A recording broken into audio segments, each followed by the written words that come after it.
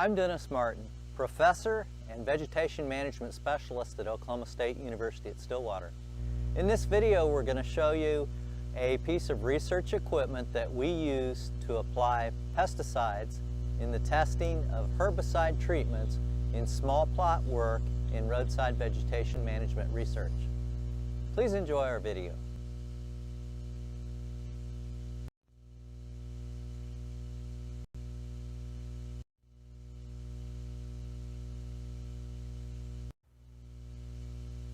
The equipment shown here is an R&D brand research dual-wheeled bicycle sprayer. An applicator walks behind the sprayer at whatever walking speed is comfortable and appropriate for the research terrain present in order to apply the herbicide treatments. In roadside vegetation management at Oklahoma State University, typically our research plots will be approximately 6 foot wide by 10 to 12 foot in length. There may be 20 to 30 treatments involved and usually 3 to 4 replications of treatment. Shown here, this boom is approximately 4 foot long and the nozzles are on approximately 20-inch spacing. However, we could mount an off-center nozzle or we could have a boom length of actually 30 feet, approximately 15 feet either side of center. However, such a setup is generally unstable and we find that this smaller setup is appropriate on rough terrain such as we commonly see on Oklahoma roadsides. Up front is the research application boom itself. There's 3 nozzles here, as I indicated earlier, 20-inch spacing. These are flat fan type nozzles and our boom height can be anywhere from about 18 to 20 inches, 18 to 24 inches above canopy level. In this turf grass scenario here, the boom is much lower than if we were treating a 12 to 16 inch high Johnson grass canopy, in which case the boom nozzle ends would have to be mounted approximately 18 to 20 inches above the target canopy. It is bicycle wheels, dual wheels, and the applicator guides the equipment along the target path. The unit is CO2 pressurized. The gauges shown here are CO2 tank pressure and then also a manifold pressure for the CO2 pressurization of the liquid system that's involved. Here you see the bottle that would contain in an actual scenario the pesticide being applied. It would be mixed in water and placed in this bottle, and the bottle would be nearly full at that time. Gas coming from the CO2 tank through the pressure regulator would be adjusted in pressure based on this knob here, and we would read the gauges both at tank and then also here on this gauge to see what our system is experiencing. In this case here, we're operating at approximately 13 psi. Different nozzles on the boom require different pressures, and also based on the applicator's walking speed in combination with the volume output, it influences the amount of actual gallons per acre being applied, carrier rate.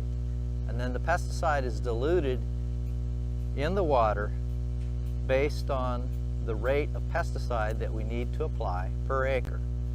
We typically are screening herbicides in roadside vegetation management. Herbicides are used to control problematic weeds, so we'll be testing herbicides, and our target Johnson grass, for instance, would be susceptible to those, but we use rates that would be appropriate so as not to unduly injure the target Bermuda grass, which is the desirable species in the clear zone. Here's a side view of the manifold setup. So here's our tank again. Gas exits the tank through the manifold and then is guided back to our bottle. It's going to contain the pesticide water mixture. The mixture is shot out through this hose. Then it goes through a triggering system that you see here. The applicator controls this knob by hand, this lever by hand. And then the fluid exits through the trigger back to the manifold. And you can see the pressure reading system here.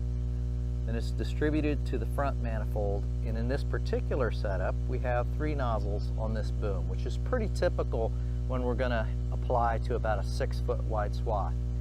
As I indicated earlier in the video, we could actually have a 25 to 30 foot wide boom, but those can be pretty unruly. So we typically, in small plot research, in turf and also roadside vegetation management, are going to be operating with one of these smaller booms with just 3 nozzles present.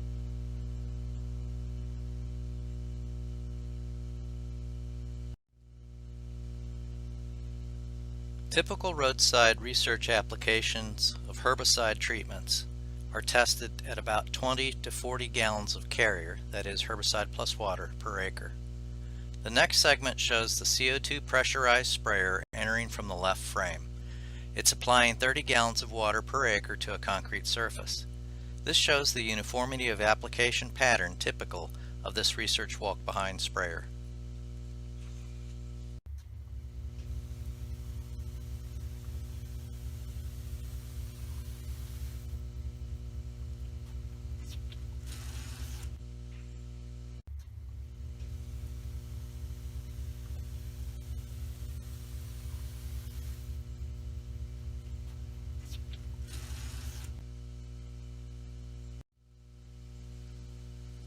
In this next clip, we demonstrate application applying water only at 30 gallons per acre and in a simulated small plot layout on an uneven surface.